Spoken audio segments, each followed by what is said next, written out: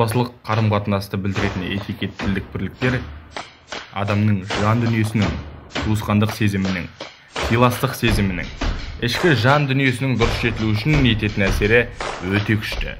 Сөз құдіретін айқын көрсететін тілдік құралдар болып табылады.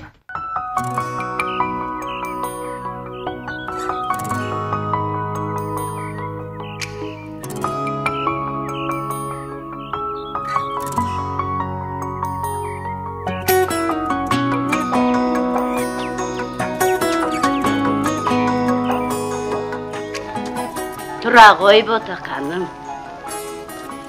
Тұрайын алай. Тұра ғой енді. Келдің бе айналайын. Келе қойш маңдайыңнан иіскейін. Құлыным менің құлыным. Төлеш, құлыным. Мен енді саған мал бақ демеймін.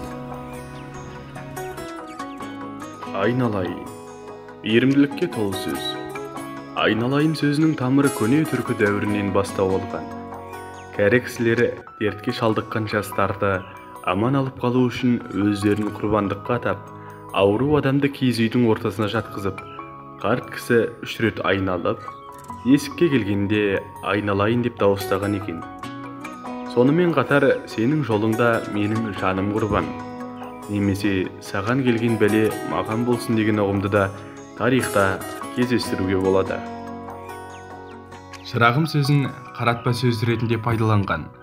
Қазақта бірқатар сөздерді қаратпа сөз ретінде қолданған. Соның бірі ананың көбіне ұлдарына қарата айтатын шырағым сөзі. Ол ер бала болашақта үй иесі, шам шырағы, ошақтың отын сөндірмей ұрпақ жалғасын табатын отбасының шырағы деген ұғымнан туған. Бірақ шырағымда ыңғайына қарай қаратпа сөз ретінде де қолдана береді. Мысалы, ал шырағым жақындай бере неге аттан түстіңдер дейді Төле би қызға. Сонымен қатар шырақ деген жанама атауды келіндер қайныларына да қойған дейді Құралай Сәрсенбина. Қарағым қайдан шыққан? Ал ең көп қолданыстағы әрі көне сөздердің бірі қарағым.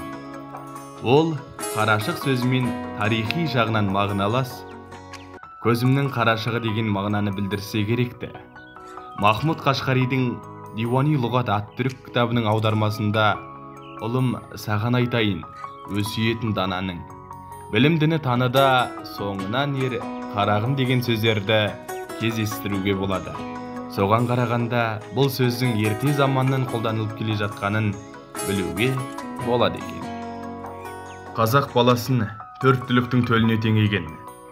Баланы мейірімділікке тәрбиелеуде, батырлық рухпен өсіруде 4 түліктің алатын орны ерекше болған.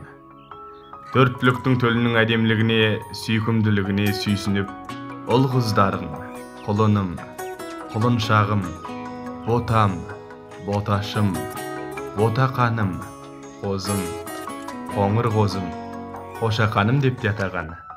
Сондай-ақ күшік, көжек, балапан, қонжық сияқты төл атаулары да кішкене балаға қарата әлі күнге дейін қолданылады. Ал сәбилерді еркелеткенде балапаным, жарқыным, қарашығым, қарағым, қалқам, қалқашым, шырақ, шырағым, көкем, көкетай секілді еркелету сөздерін жалпы бала атаулыға қолданған екен.